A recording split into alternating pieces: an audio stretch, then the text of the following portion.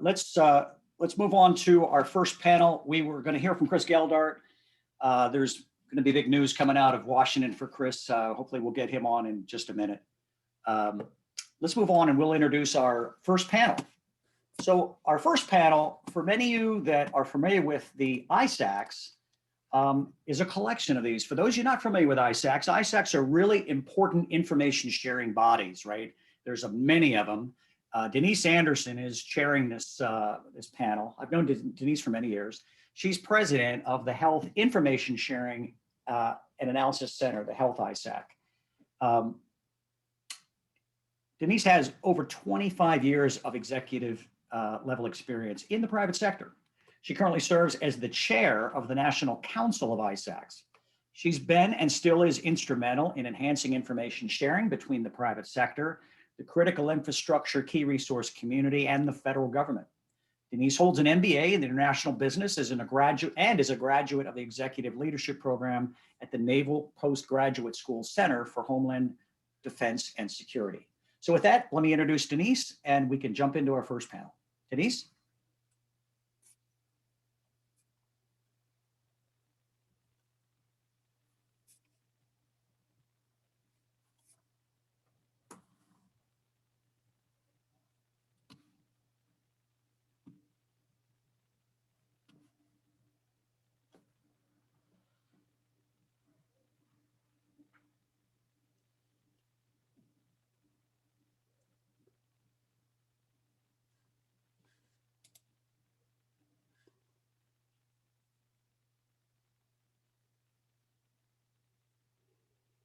Okay, looks like we're having a little bit of an audio issue, so just give us a few seconds.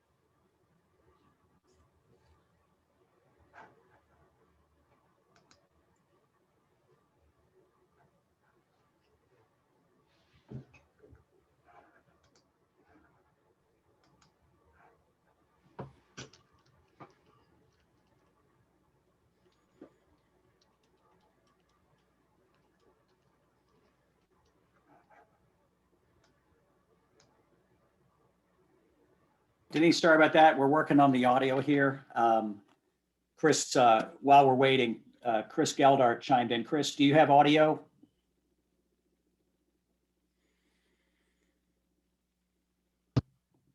I believe I am, Tom. Can you hear me? All right. So while the team is working on the first panel audio issue, I wanted to introduce Chris Geldart for opening remarks. Chris is the current president of the board of the All Hazards Consortium. He currently serves as the director of DC's Department of Public Works and serves in several roles to support the mayor in the District of Columbia Public Safety. Chris has previously served as the director of the District of Columbia's Homeland Security and Emergency Management Agency, as well as serving in federal government lead and domestic preparedness issues for the National Capital Region with FEMA. Before joining FEMA, Chris served as the state of Maryland's assistant director for the governor's office of Homeland Security. From '89 to 2001, Chris served in the United States Marine Corps where he had several leadership positions in the Fleet Marine Force and was certified and served as an instructor in a military formal school, joint military format. Chris has also served as president and CEO of several companies in the private sector in between his government jobs, and is one of the few people in government that has really served in local, state, and federal government, which brings him a unique perspective of how to solve problems in this public-private arena. As I mentioned, Chris serves as the president of the board of directors for the Ohio Consortium. He holds a bachelor's degree in American history from the University of Maryland. So Chris, glad you could join us. I know you got a lot going on this morning with the storm. Let me turn it over to you. Thank you for joining. Thanks, Tom. And I just want to say thank you to everybody for being on, and especially thank you for having this picture on the screen, because it's probably a much better picture than you would have for me on the Zoom meeting itself. Did definitely want to welcome everybody to this gathering of the All Hazards Consortium. My pride here is with Tom and the things that have been done through the consortium from its beginning days, when we first brought the consortium together in 2003 and 2004 till now, really keeping its roots in local and state government and federal government, keeping government employees, those that are trying to move big programs and big security challenges forward, while creating a good environment and a secure environment in which to share information with the private sector, which is one of the things that we've been trying to do since 9/11 really well, and in many cases not succeeded. In the case here of the consortium, have excelled and been able to bring together the perspectives, the needs, and the hard problems to a place where we can come up with mutual solutions to those problems, and in many ways solve things that seemed in get past, whether it be in a response, and have outcomes that benefit all sides, in that case the country, that we get things done. And that's kind of the motto that we've had for the consortium from the beginning, which is to get things done. We're not a place where we really want to sit around and talk about problems for a long time. It's how do we get to solutions? And Tom, as the executive director, has driven the consortium with its board and its members and those that have participated to drive some phenomenal outcomes over the years. Our SICE, our information exchange and sharing, built on a trust environment between public and private sector, is a huge example of that. There are many others, and I'm sure we're going to talk about some of them today. But one of the big things that we really focus on, and Tom is laser focused on with us, is we want to take on problems and hard problems and find solutions to those problems so that they can be affected out in government and in the private sector, so that we have a better outcome from them, whether it be in a response or in preparing for that. So I just want to say thank you for everybody being here. Know that the impetus for us is to take on the hard problems and come up with solutions, not just pontificate on them. So I hope that throughout this event that we're having, folks can see that and engage with us and help us open the aperture to other hard problems that we can use our proven solutions here with the All Hazards Consortium to get to solving some of them. So Tom, thank you for allowing me a couple minutes to talk to the folks here. Thank you for everybody that's here and that's on and participating in this. And we very much look forward to continuing to work with all our partners and new partners that may come through this engagement. So thank you, Tom. Chris, thank you. I know it's a busy day for you, a lot of things going on in the district, so thank you very much. I'm watching the text thread. Apparently Verizon has a fiber cut in New York that's causing widespread issues. Folks, we'll just roll with it, okay? So I will go to our next panel, our first panel, actually. Laura, did we get Denise squared away with her audio? Denise?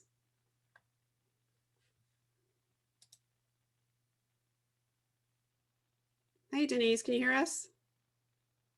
No audio on you. Did you try to dial in by phone? So you might want to try the phone link. Otherwise, I would suggest the panelists go ahead and start by introducing themselves. Tell us a little bit about yourself and what you do, and hopefully we'll get Denise to dial in by phone. Denise, we'll send you that number. I can go ahead and start. My name is Sarah Bigham. I am the lead security analyst at the Research and Education Network's ISAC, or Information Sharing and Analysis Center. I know Denise had planned on kind of giving you an overview of what the ISACs are and our National Council of ISACs. So as soon as she's able to get back on, she can do that. The RUN ISAC, or Research and Education Network ISAC, our mission is to aid and promote cybersecurity operational protection and response within the R&E communities. This mission is conducted through private information sharing within a community of trusted representatives at member organizations, and as a computer security incident response team, or CSIRT, supporting the R&E community at large. We serve R&E's trusted partners in commercial, governmental, and private information sharing relationships in the formal US ISAC community and for served networks. We have over 650 member institutions within the higher ed and research community. We offer daily situational advisory reports, alerts and advisories that we receive from federal government and other close partners. We also foster professional training and development through monthly webinars and regional workshops, to name a few. One of these workshops is our Blended Threat Resilience workshops, which I will touch upon a little bit later, but that kind of sums up what we do as far as the Research and Education Network. And I will pass it on to Andrew. Thank you very much, Sarah. Good afternoon, everyone. My name is Andrew Dolan. I am the Director of Stakeholder Engagement, serving both the Multi-State Information Sharing and Analysis Center, as well as the Elections Infrastructure Information Sharing and Analysis Center. The MSISAC and EIISAC have been set up to support our governments from state, local, territorial to tribal governments, and everything in between law enforcement, courts, K through 12 school districts, anything that fits the bill. We want to be there to be able to support them. We boast over 10,000 members within the MSISAC and just under 3,000 with the Elections Infrastructure ISAC. We run a 24/7 security operations center so that our partners have someone they can call day or night for support. And we also offer a wide variety of free resources that are funded through a grant with the Department of Homeland Security.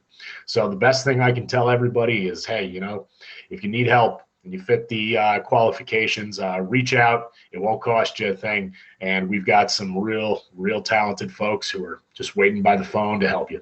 And with that, I'll pass things on to Joe. Hey, hello, everybody. Can you hear me okay? We can. Excellent. Thank you, Andrew. So I am the industry elected chair of the Communications ISAC. Quick history on Communications ISAC. We were the NCC. It's actually very unique in the sense that the DHS CISA National Coordinating Center for Communication happens to be the designated ISAC for communications. They serve as our 24/7 watch, and industry supports them through their mission of national security and emergency preparedness constructs. Just to go back in history a little bit, the communications sector has partnered with DoD and now DHS really since the formation of the NCC, the National Coordinating Center for Communications, back in the Reagan administration. And I guess if you go back even farther, President Kennedy during the Cuban Missile Crisis also saw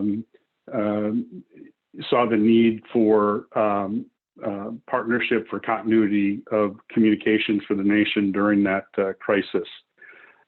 We've got just north of 70 industry members that make up probably 99% if you count the associations and the actual network service provider and other ecosystem communication infrastructure companies, just north of 70 members that make up about 99% of the communication sector. In addition to the industry members, the NCC also brings in anywhere from 5 to 10 different federal agencies, depending on a given situation. I like to call it kind of one-stop shop or access to kind of a whole of government, steady state and during major incidents. We are all hazards, so both physical and cyber. We have a great working relationship with the Department of Homeland Security and CISA, and specifically the National Communications Center for Communications. And I think that's probably enough for now. I think we're going to get into a little bit more, so I'll pass it over to Sam. Thank you. And I hope everyone can hear me. I've moved on to a headset because they're doing renovation at the house next door, and it is pretty noisy. So hopefully this will serve, and I hope you can all hear me well. I'm Sam Visner. I'm a technical fellow with MITRE, but more importantly today, I am a member of the board of directors of the Space ISAC. The Space ISAC is fairly new. It's less than 2 years old. And our mission is to bring together the community of stakeholders in the space environment. We're facilitating collaboration across the large and growing global space industry to enhance our ability to prepare for, to respond to vulnerabilities, incidents, and threats. We're also working to disseminate timely and actionable information among member companies and member entities. And we're trying to serve as really a primary communications channel for the sector with respect to this kind of information, threat intelligence, and also best practices. We have a broad membership, companies and organizations involved in the launch and fabrication of the space vehicles, manufacturing, communications, space systems engineering, the cybersecurity of space systems, and cloud and data processing. We work on information relating to threats, incidents, vulnerabilities. We've built a new information sharing portal, and we work with a number of partner agencies, including DHS, Space Command, and other agencies. So we have a fairly broad footprint. It's a multi-decade approach. Space, as everyone knows, space is a big place, but more than that, the number of platforms that are being lofted.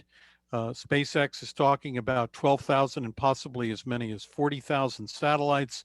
Blue Origin over 3,200. In fact, SpaceX Starlink launched the other day a record 143 satellites off of one launcher. We're not a political organization. We're operational. We don't pursue political agendas. We're not looking at the regulatory environment as our area of responsibility. There are a number of issues at which we're focused right now. We're taking a look at the question of whether or not, for example, are there requirements that it should affect the space systems development, standards, controls? Should they be regulatory? We're looking at this. Should space be considered critical infrastructure under, as are the others under Presidential Policy Directive 21?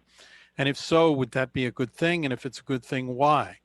What role is space going to play as we start to build out a new global IT ecosystem with global 5G and perhaps post-5G, 6G IT environment around the world? And as we look at this, who should have a jurisdiction and responsibility for the security of a global communication network? So these are among the things at which we're looking now. I'm sure we're going to talk a little bit more about this as we go forward. So let me turn this back over to our moderator, and hopefully she's been able to join us. Thank you. Hello. Hopefully you can hear me now. Yes. We do. Okay, great. Thank you. So I thought I would go a little bit through what the ISAC is, as Sarah mentioned. Basically, just to introduce myself first, I'm Denise Anderson. I'm the president and CEO of the Health ISAC, so the Health Information Sharing and Analysis Center. and I'm also chair of the National Council of ISACs. Basically, if you're not familiar with ISACs, our genesis came from a presidential decision directive under President Clinton in 1998, PDD 63, which asked industry to come together to share information with each other across the sectors and with government. And that was basically around concerns at the time of Y2K. After 9/11 happened and we had Homeland Security presidential directive under President Bush, we took on a physical nexus as well. So if you look at many of the ISACs, we are all hazards. We all look at cyber. We all look at physical. Some of us look at physical more than others, and some of us look at cyber more than others, but we look at them both. And we've, of course, evolved over time as the various regulations have happened, with the latest being the CISA regulation that passed in 2015. So ISACs are basically trusted entities that are established by the critical infrastructure owners and operators. We have comprehensive sector analysis and aggregation and anonymization of data. So if a member reports something, we can say that an ISAC member reported, and they don't necessarily need to know the organization. We can also do it at a sector level for comprehensive aggregation. We have really strong reach into our sectors so that we can push out information. Recently, we just did, for example, in the Health ISAC around the solar winds, we pushed out a notice to the sector about how many people are impacted, and we got results back and could share those with our government partners. We have, as I mentioned previously, an all hazards approach. We're very operational in nature, so we do look at policy and regulation where they impact operations, but I like to say we're where the rubber meets the road, because we are the ones that respond to, collaborate, and coordinate for incidents. Many of us also do the threat level determination for our sectors. Most of our ISACs have global members and global operations.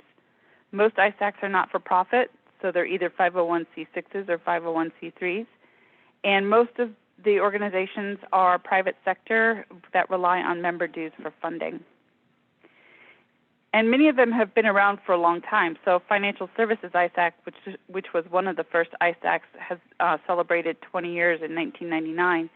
And I know IT ISAC, I believe, is celebrating 20 years this year. So many of the ISACs have been around for a very long time. And right now we have 26 ISACs that are members of the National Council of ISACs, ranging from auto ISAC, electricity ISAC, many of the ones you see here, IT ISAC, and as well as water ISAC, just to mention a few.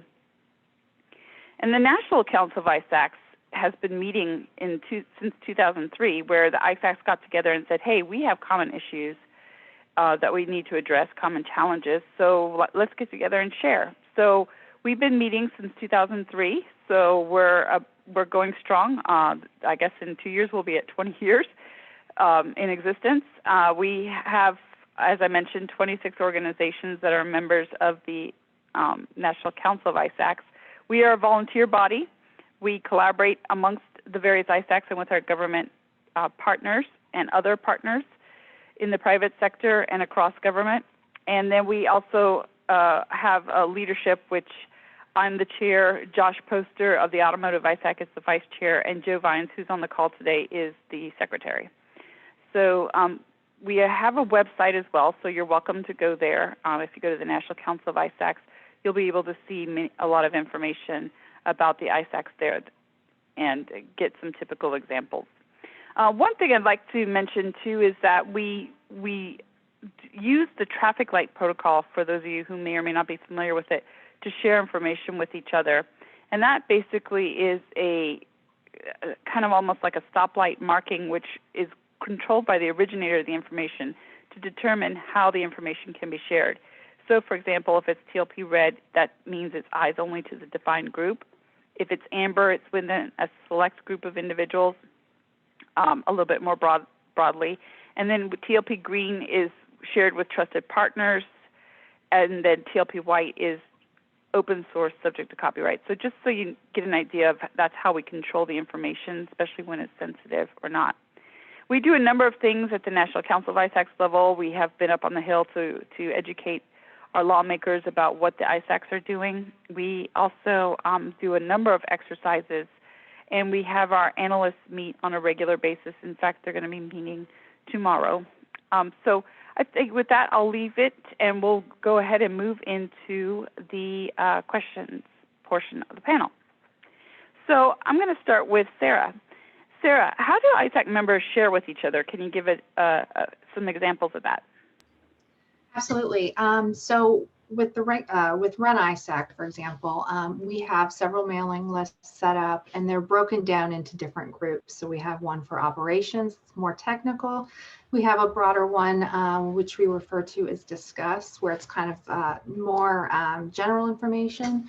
And so those are both very utilized heavily by our members. We also have a very close relationship with our federal, state, and local law enforcement. And we receive a lot of up-to-date threat intel that we send out. We pass that information on to our members. And it's usually very actionable, so they're able to take advantage of that pretty quickly.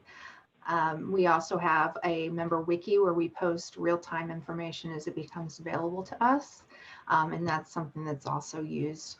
We do offer webinars every month, and we refer to them as tech bursts. So we get a subject matter expert that comes in and kind of, it's usually a pretty niche topic, but they come in and kind of present, their knowledge and pass that on to our members as well.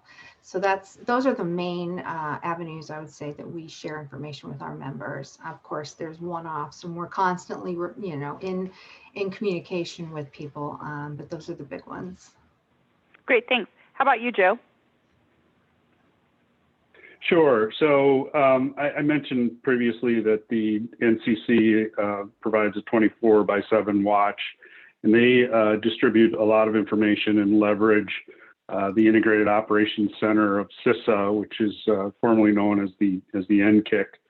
The industry members will provide input into some of those products. But in addition to that, we also come together every Monday morning at 9 a.m. for the NCC director call. So that's government and industry members of the ComISAC come together, and we receive updates from our government partners, and then industry also provides feedback and input into kind of the day's issues, if you will. So, and then in addition to that, we also hold every Monday morning a 10 a.m. call with just the network's service providers, the owner operators of the companies that provide network services to the nation, to the customers, to our customers. So those are kind of some of the examples of how we share.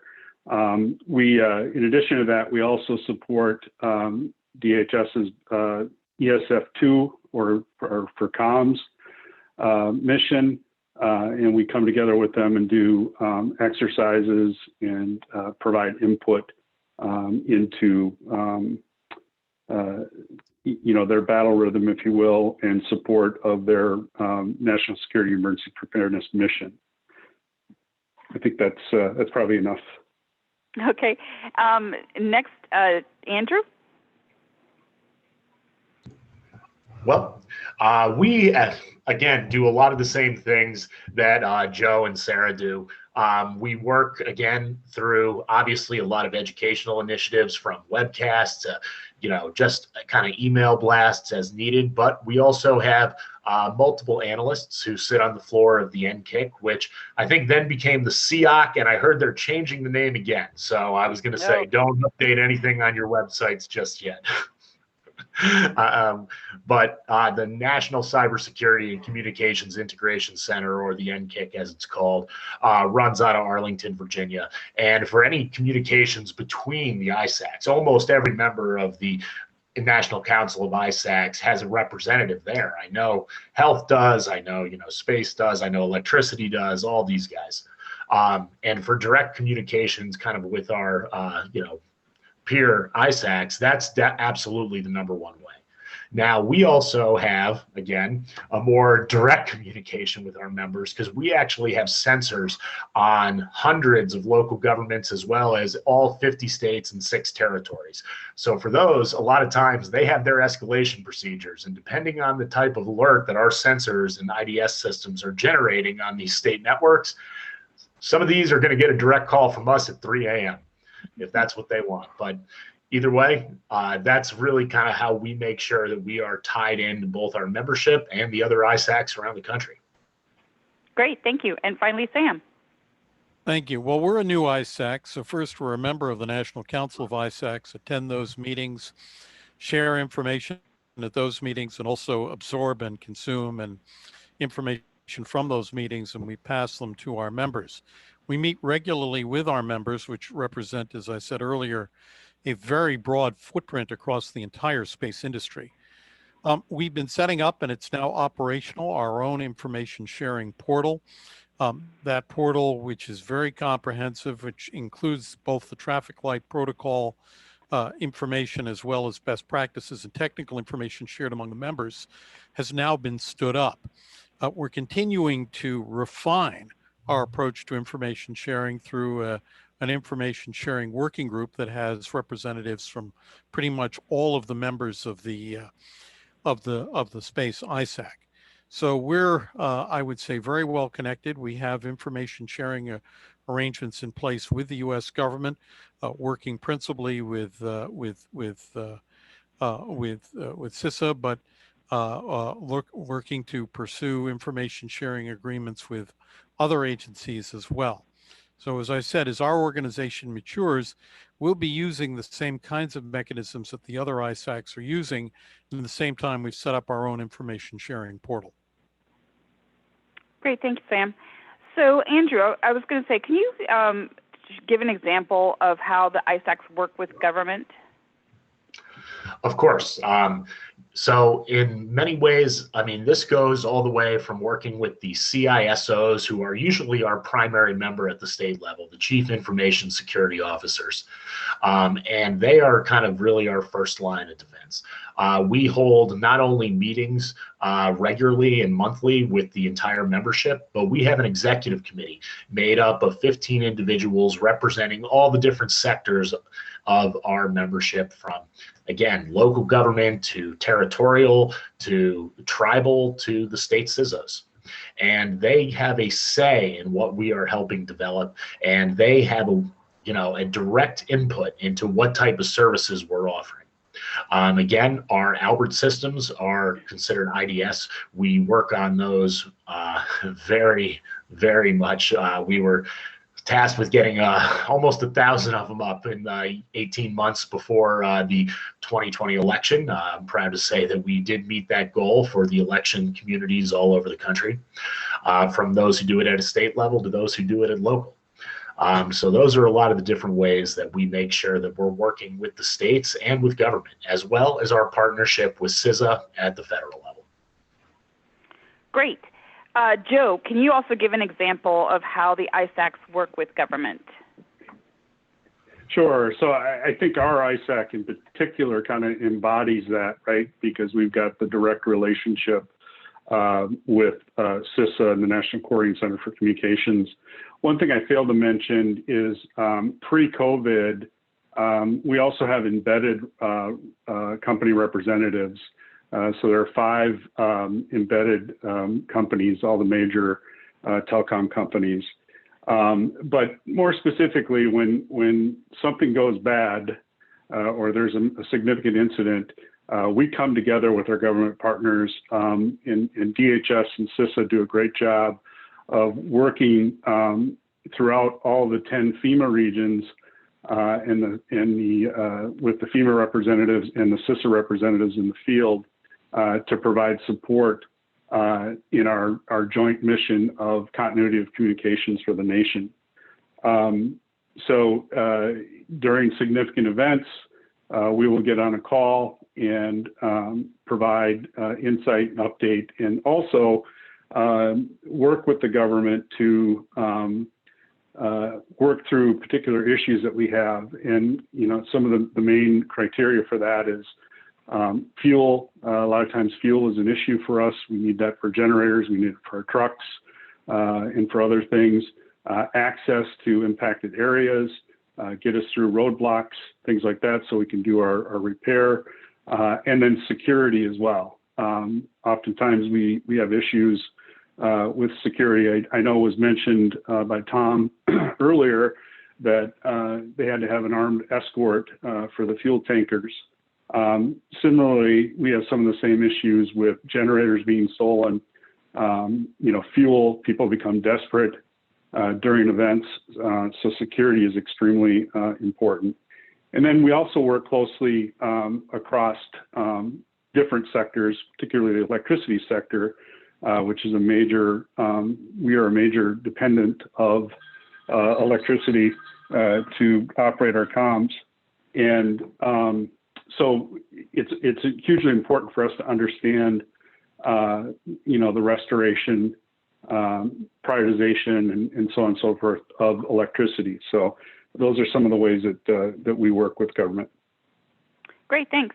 You kind of touched a little bit on this when you talked about working with electricity, but Sarah, I was going to ask you the question, how do ISACs work with each other? And could you give us some examples? Sorry about that. We definitely work with all of the ISACs on a daily basis. A lot of us get different information coming in from different avenues. So we're able to share that across the sectors to ensure, our national, our critical information or critical infrastructure sectors are protected the best way they can. A really good example of this was last week's inauguration. I, for example, witnessed all of the ISACs really coming together to share information, some of it open source, some sensitive in nature, about events that, led up to and included the day of, to increase awareness and ensure the safety of our nation's critical infrastructure sectors. I think this really enforced the importance of collaboration and alliance with within the sectors. Because it was, we were able to get really great information out to our campuses. And I know, as I'm sure you can imagine, that higher ed really kind of presents its own risks, whether it be from, groups that are protesting or, additional things like that. So it was really nice to get information from all different sources, to get that out there and to really increase visibility and awareness to ensure safety. Great, thanks. Sam, can you give us some examples of how the ISACs work together? Well, our ISAC is relatively new, so the mechanism by which we're working with the other ISACs exists principally through the National Council of ISACs. But we are beginning to develop links with ISACs involved in, for example, in manufacturing, like the Auto ISAC, because that ISAC is has some of the same challenges that we do in terms of the cybersecurity of the supply chain. We're also working with the broader aerospace industry. Our ISAC and its members were heavily represented recently at the AIAA's Ascend conference, and this was an opportunity for us to share best practices and information about how to do good engineering from a cybersecurity and resilience perspective on aerospace systems more broadly. Now, as this ISAC matures, we expect that we will be sharing information with a broader array of ISACs, in part because a lot of our member companies are active in the space industry, but are also active in the defense industry and are members of the National Defense ISAC, which represents companies in, for example, the defense industrial base. And lastly, we're probably doing, our analyst working group meets with analysts in the other ISACs to refine analytic techniques and and to share analytic products on a day-to-day working analyst to analyst level relating to cyber threats and mitigation. Great, thanks. Andrew, how about you? How does the MS ISAC work with other ISACs? Well, for us, we have a lot of overlap. There is areas where we are routinely getting information from the Ren ISAC, because guess what? The University of Texas is a state organization, but maybe they picked up something and they wanted to make sure that they let us know.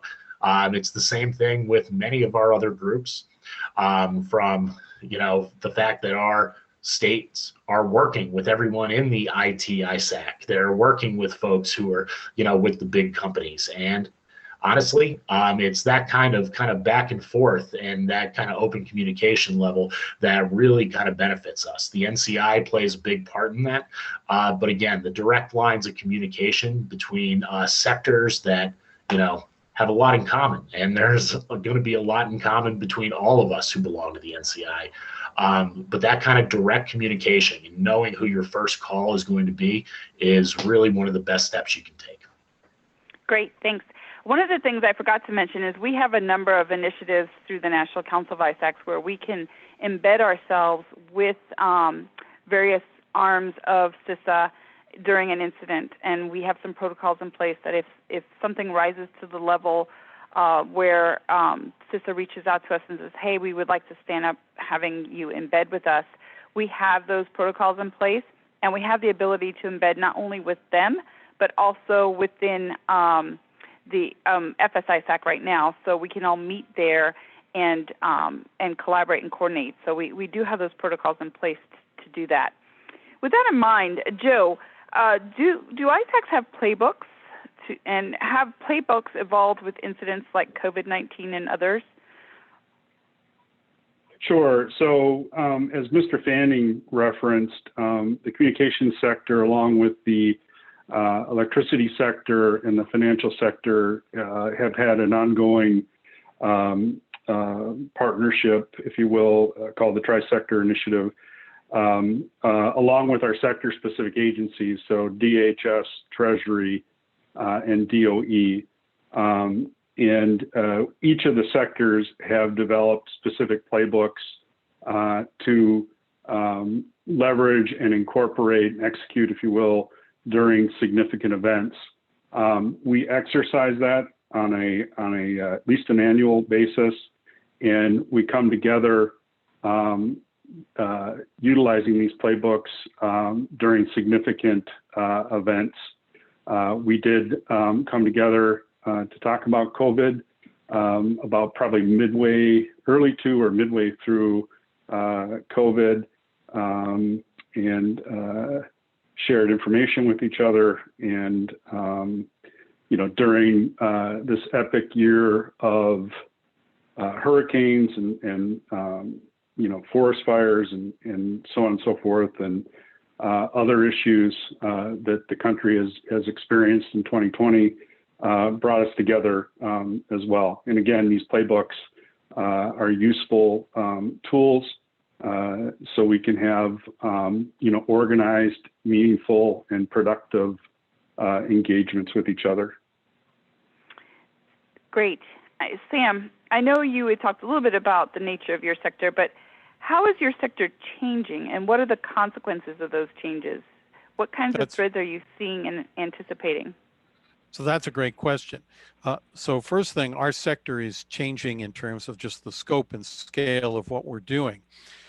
We expect to see by the end of this decade about $1 trillion worth of economic activity in the space sector.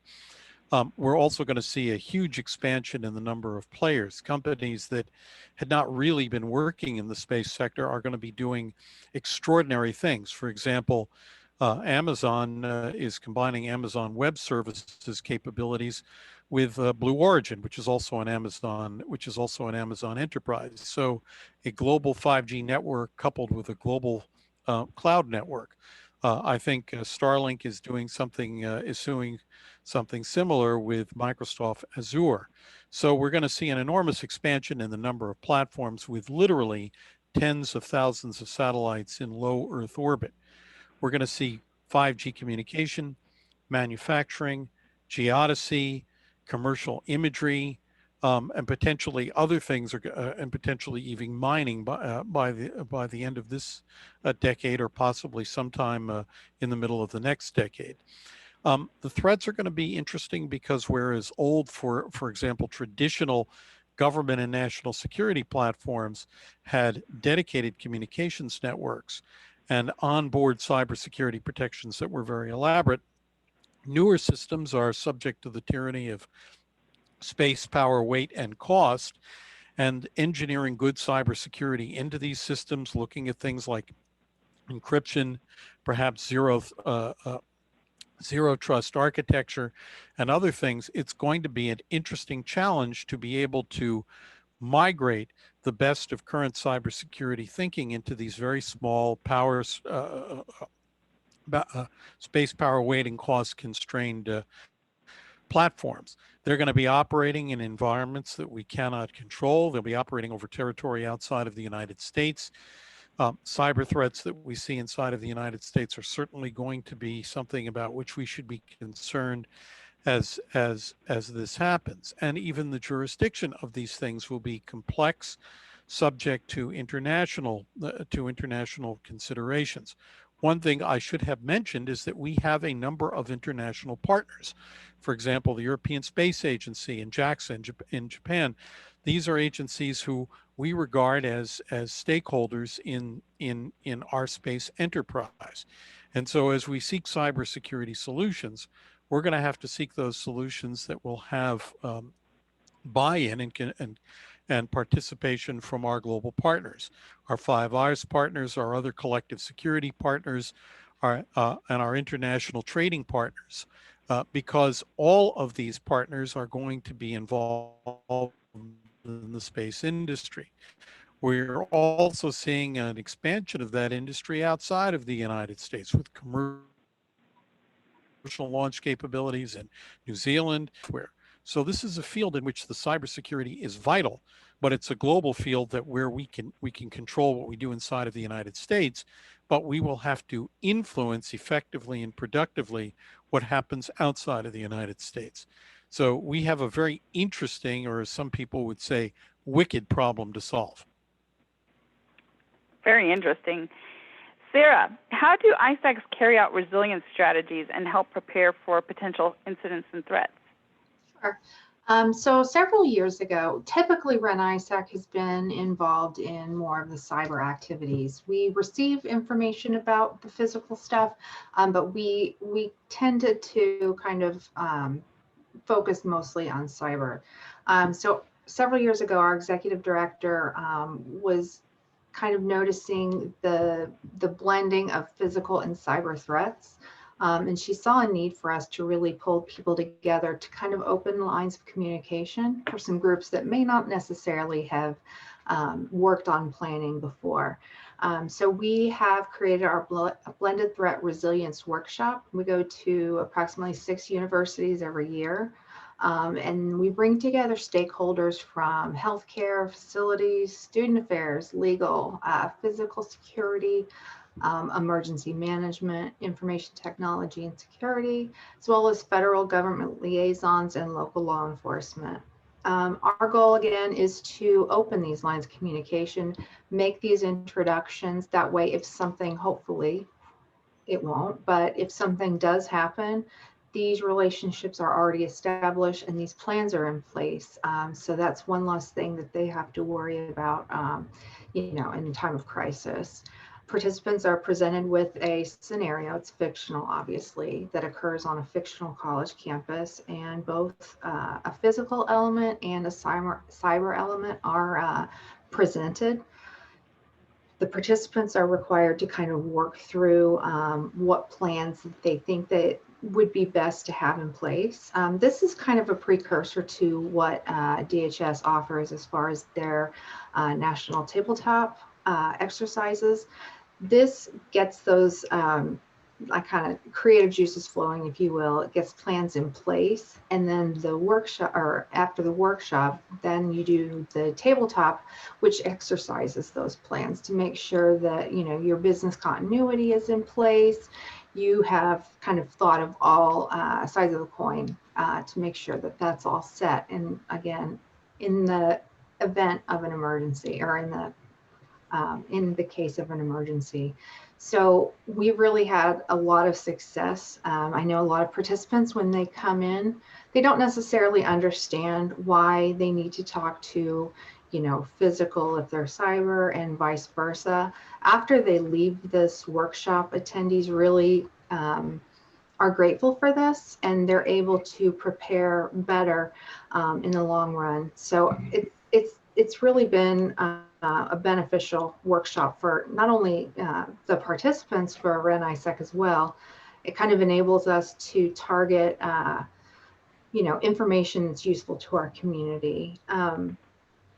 Last year, coincidentally, our cyber was a phishing threat, and our physical was actually a measles outbreak, and this was done right before COVID-19. So we had reports all ready to go to disperse to universities, and so it allowed real-time information to be sent out. So that's something that we've really pushed out into our communities. In fact, we're getting ready to do 8 upcoming scenarios, and they're ranging from, partners domestically. We've got Canada and Australia in there as well. So that's become something that we're really proud of. Great, thank you so much. I know I'm glad you brought up the blended threats, because that's something, an area we've also done some work in. We also did some of the workshops that you're talking about with our members and partners, and looked at different things that impacted healthcare operations. So that it's great stuff, and something that everyone needs to be very mindful of is the blending of the physical and the cyber, and the ways that they can impact each other. Right before I ask my next question, I'm just going to mention, I know I have a question in the Q&A. Please ask your questions to us. Go ahead and type them in, and then I'll make sure I throw them to the panel, and I'll throw the one in the Q&A out in a little bit later. So the next question I had was, how do the ISACs help critical infrastructure within the U.S. remain resilient? And in particular, I'm going to throw this to you, Andrew, and then one to you, Joe, the recent national elections that just took place. So if you want to take that one, Andrew, and then after that, Joe, the Nashville Christmas Day bombing. Of course. It was, as I mentioned earlier, DHS was willing to fund Albert sensors and IDS systems for elections organizations all over the country, from local to state level. They really made a commitment to making sure that they were working hard to provide what help they could. State government, we all need help at any way, at any level. So you know what? Really, it's not the only defense for these things, but being able to provide additional services and support, and really making sure that we take a defense in-depth approach to cybersecurity is really one of the best things we can possibly do. With that, I'll leave it to Joe. Great, thanks, Andrew. So in terms of the Nashville bombing, that's really a great example of where the ComISAC industry members come together with our DHS, CISA, NCC partners, and our regional CISA and FEMA folks, kind of on a coordinated effort to respond to and recover from a significant event like that. We started calls, obviously, on Christmas Day, and worked through industry with government for several days after the bombing. And, some of the challenges that happened as a result of that is that was a crime scene. And to get our people into that area was not trivial. And we leveraged, our federal partners, who in turn worked closely with the local and state officials to get us access to get in and do the restorations as quickly and as safely as possible. So that's really a great example of a situation. If we had not had the experience and the partnerships, industry to industry and industry to government, we wouldn't have been able to recover from that event as quickly as we did. And I know that, it was a significant challenge early on in terms of coordination, but the comms companies work collaboratively with each other, as they always do, and collaboratively with the government folks to execute kind of our mission and resolve the incident. Great, thanks, Joe. So we've had a couple of questions I'm going to throw out. The first one was how you could join an ISAC. So let me start off with saying that most ISACs are not open to individuals, they're open to organizations. But individuals within those organizations can certainly participate.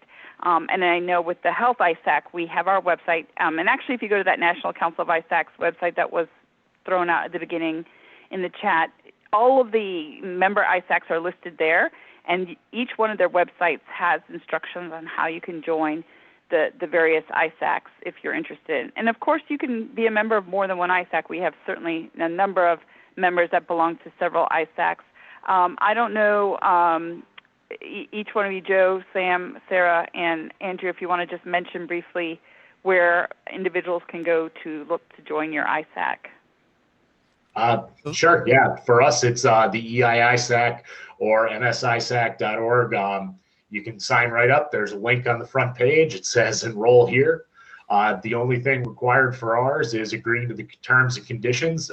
It's a short list, and obviously be representative of the sector that is appropriate, be it an elections organization or a state, local, territorial, or tribal government. Great. How about you, Sarah? So I included the link to our website in the chat. You can go to www.ren-isac.net and go to the membership area. It will give you more information on the qualifications you need to join. Since we are a trusted or a closed sharing community, we do require a vetting period that's sent out to other members. Which kind of, it gives us it enables the, what am I trying to say? The information sharing, the closed community that enables us to be more confident when we share things. So yeah, if you go ahead and go to that website, it has everything in there, fee structures, all of that. So I will leave that next one to, I guess, Joe. Sure. So as I mentioned previously, our ISAC is in fact the CISA NCC entity. So I would say ncc@cisa.dhs.gov for an inquiry, and that will go to the NCC desk and can be transmitted to the NCC leadership, who in turn would evaluate the request. There is criteria. You have to be part of the communications infrastructure and support national security emergency preparedness initiatives around communications. So there is a little bit of criteria that you have to meet in order to become a member, but that's the best way to inquire about it. For the Space ISAC, so maybe Sam? Yeah, for the Space Yeah, ISAC, it's similar. First, I've put a link in chat to, let's see, it's yes, to all panelists and attendees. So membership information is available at the Space ISAC site. There are some criteria in terms of being involved in the space industry, and I believe our board of directors votes to accept members. It's pretty straightforward. There's a fee structure associated with it. We're relatively new, so we are in fact seeking new members, and this gives new members an opportunity, to have the influence that membership gives them, particularly if they've gotten in early. And as I said, we're certainly encouraging that at this time. Great, thanks. So I think a lot of that ties into the question that came in the Q&A from Dave Jones. How does trust factor into information that is collected for situational awareness? And do you have a way of validating information rapidly or identifying trusted sources ahead of time? Is there someone that wants to take that? And I can also tackle it from the Health ISAC view as well.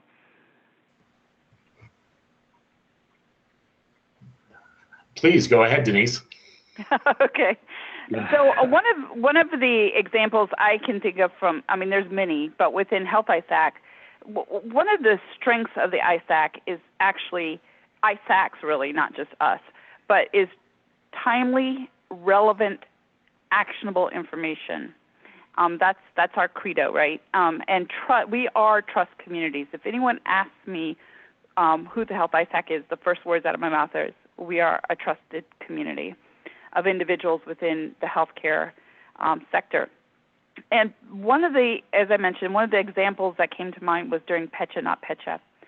So at the time when the story initially broke, it was June 27th of 2017, there was a lot of misinformation out there. A lot of people jumped in trying to say that it was tied to WannaCry and some of the other vectors that were out there. And what the ISAC did was we had about 30 organizations with about 64 different analysts within those organizations come together over our trusted chat platforms and share real-time information with each other. And within 48 hours, and we've done a whole timeline on this, is we were able to determine not only the vector of how the infection occurred, how the infection spread across the environment, and we developed what we call the vaccine to help stop the spread of the malware.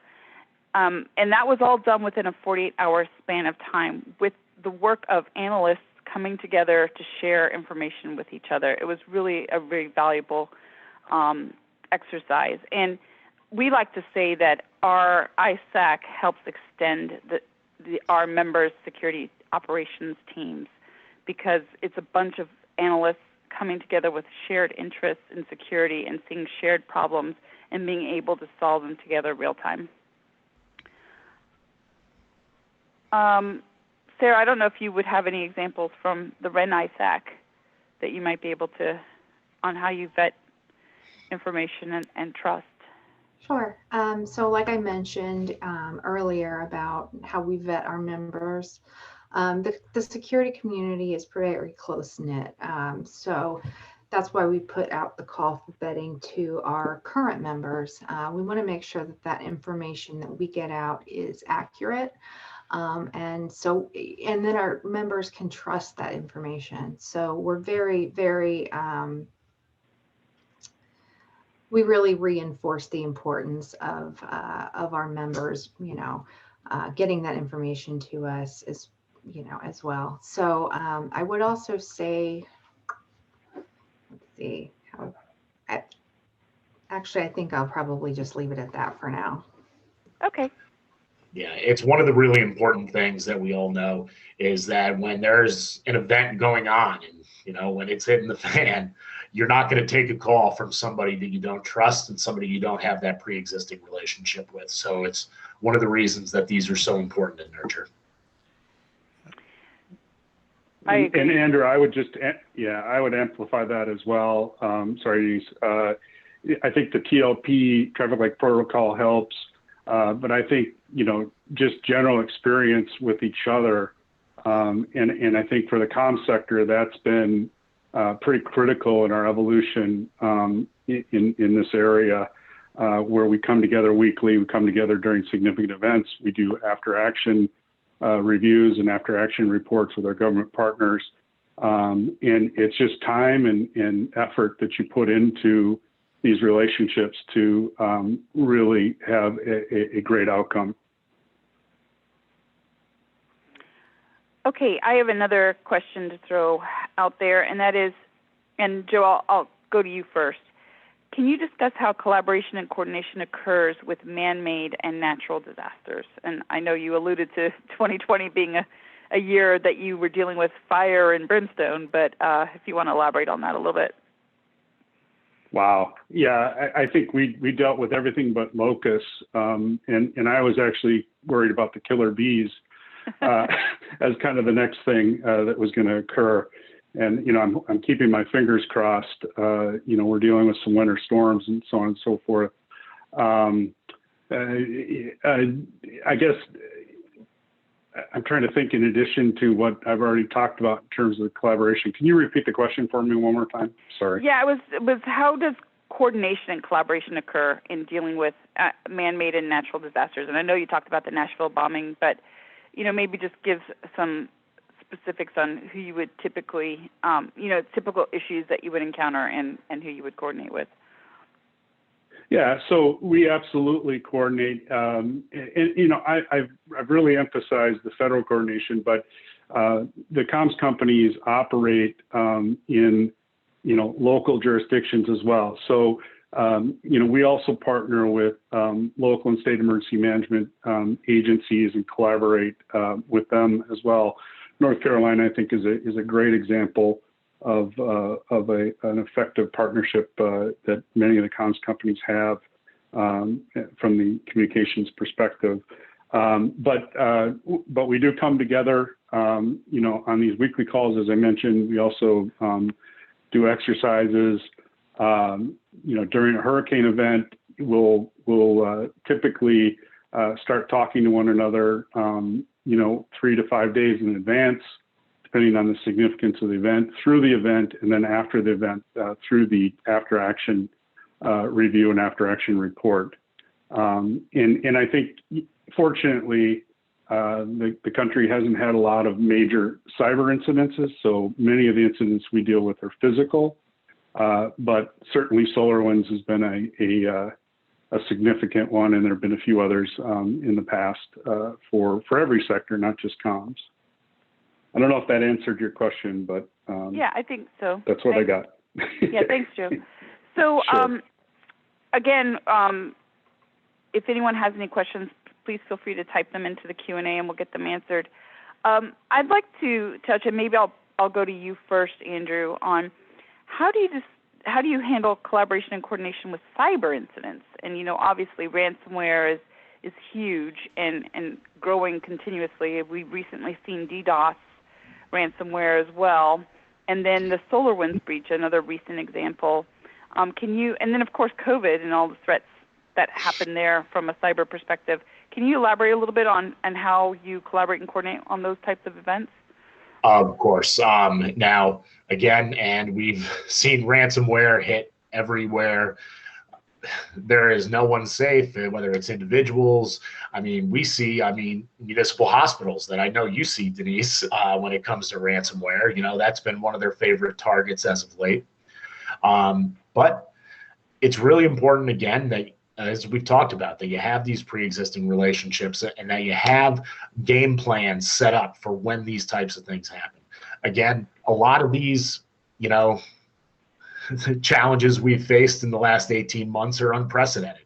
But at this point in time, if you don't, you should already have a game plan in place now, where you have certain protocols, that you have steps in place, that you have an incident response plan that can be activated when you are working remote or when a majority of your workforce might be remote, that you have a business resiliency plan for those in the private sector, knowing, what you're going to do if things get worse or if there's a shutdown or anything that might come up. You not only need to have these plans, though, but you need to be participating in organizations like the NCI, the National Council of ISACs, like the individual ISACs, and even local groups. Again, when things are happening like this, you want to know who your first call is going to be. You want to have a game plan in place. For those of you just looking to start a cybersecurity program, the CIS Controls, formerly the SANS Top 20, is a great place to start. It's really a roadmap to starting a cybersecurity program. It is applicable to private and government alike, and it is regularly updated, available on the cisecurity.org website, and it is free to any organization, be it private or public. Great, thanks, Andrew. Anybody else want to answer that question? You've also put out a ransomware paper, right? White paper? Yes, we have. There is a general ransomware white paper, and we try to keep on top of whatever the specifics are. We have an election security handbook. We have various types of incident response checklists that, again, work for any type of organization, available on our website. So if you haven't, please go ahead and take a look. And if you have any trouble finding anything, I put my email in the chat. Feel free to contact me. Great. Thanks, Andrew. So I would like to mention that many of the ISACs have products on their websites. And you could, I know with HISAC, if you you can sign up for our green and white alerts that we try to push out to everyone, as well as we have a number of papers on our site around identity and other topics relevant to health. And then, of course, we're obviously, as Andrew said, dealing a lot with ransomware and recently DDoS ransomware attacks or extortion attacks. So with that, I think we're getting close to time. So I thought what we would do is just to have everyone give some final comments. So Sam, let me start with you. Sure, thank you. Any final closing comments? Sure, thanks. My final closing comments are this. We are building out through the Space ISAC a very robust information sharing capability, particularly in regard to cyber, through the TLP, through the traffic light protocol alerts and the other products that we're putting out. We think our industry is undergoing an enormous transformation, a great number of new players and a great number of new platforms. We also think other critical infrastructure sectors are going to become more dependent on space, particularly as we build out a global information architecture built around these this expanding LEOSAT constellations. So this is an exciting time. This is it's always interesting to be present at the creation of something, and that's really where we are. And we're looking to the other ISACs to sort of teach us how to be effective, with the understanding that some of what we're doing is both global and unique. So again, thank you for the opportunity to participate today, and I'm grateful to have the counsel and the advice of my colleagues for the other ISACs. Thank you. Great, thanks, Sam. Joe? Sure. Sam, I know comms is beginning to have discussions with the space ISAC as well, and we look forward to the future engagements with you all and the other ISACs. So I just want to simply say thank you to my fellow panelists and Denise as well. You did a great job as moderator. And then also thank you to the All Hazards Consortium for the opportunity to come and speak with everyone. Great, thanks. Sarah? Sure. I'd just like to echo what Joe and Samuel said. Thank you guys so much for being here. I know that, we talked a lot about the ISACs sharing between them, but really when it comes down to it, sharing this information throughout, the cyber and physical communities in general between the attendees here, it's really important to make sure that we get that information out to ensure, like I said, the national safety, really the safety of our national critical infrastructure sectors. So thank you again for being here. Thank you so much, Denise, for facilitating this panel. And thank you guys, my peers on this panel, for a great conversation. Great, thanks. Andrew? Thank you. The last thing I'll leave everyone with is have a plan, know who your calls are going to be, and make sure that you're participating in information sharing organizations, be it an ISAC, be it the NCI, or be it a local group. The bad guys out there are collaborating. We need to do the same thing. And with that, I will turn things back over to you, Denise, and thank everyone for allowing us to participate here today. Great. Thanks, Andrew. I'm going to summarize with a couple things. One, just to build up on what you're saying about information sharing. I always like to say, together we stand, divided we fall. So we are our own worst enemy when it comes to information sharing, and the bad guys do it, so we should too. With that, I'd like to thank everyone for attending today and all the panelists for contributing and work that they do. I'd also like to mention Tom and Laura. So thank you for pulling together this conference this week.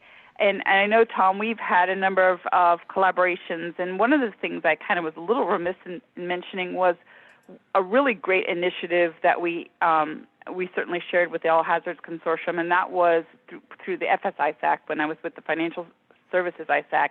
At the time, we came up with a way during incidents to track credit card activity real time to zip code level, so we could actually see what gas stations were open, what hardware stores were open, what pharmacies were open, and that's been very useful for boots on the ground in responding to incidents, and especially like during Superstorm Sandy when there was huge issues around fuel and trying to understand what gas stations were open and had electricity.